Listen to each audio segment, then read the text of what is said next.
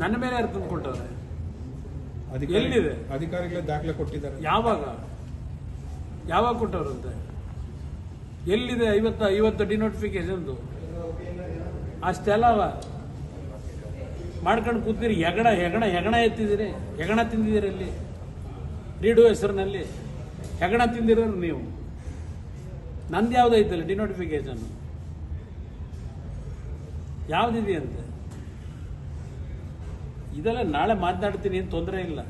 ಇದಕ್ಕೆ ಅಲ್ಲಿ ಮಾತು ಇಲ್ಲಿ ಸಭೆ ಮಾಡಿದ್ದೀರಾ ಮೈಸೂರಲ್ಲಿ? ಇದು ಹೇಳಕ್ಕೆ ಯಾವ ದಾಖಲೆ ಇಟ್ಟಿದ್ದೀರಿ? ಮೊದಲು ನೆಟ್ಟಿ ಬದುಕದ್ ಕಲೀರಿ. ಕೆಟಕಿದ್ರಿ ಹುಷಾರು ಶಿವಕುಮಾರ್. ನನ್ನ ಹತ್ರ ಮೆಟೀರಿಯಲ್ಗಳು ಬರ್ತವೆ. ಯಾವಾಗ ನಾವು ತೆಗೆದಿದ್ದೀವಿ ಭೂಮಿಯಲ್ಲಿ ಬದುಕಕ್ಕಾಗಲ್ಲ ಅಂತ ಮೆಟೀರಿಯಲ್ಗಳು ಶುರು ಆಯ್ತವೆ.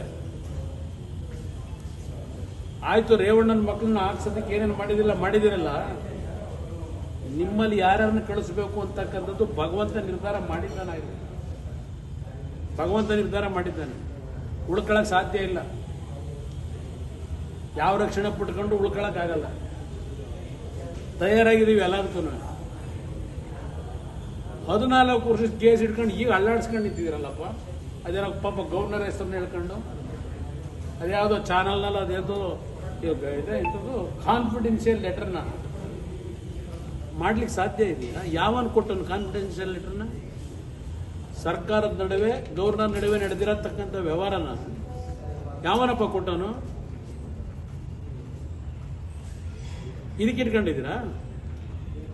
ಏನೇನಾಗುತ್ತೆ ಅನ್ನೋದು ಕಾದು ನೋಡಿ ಸ್ವಲ್ಪ.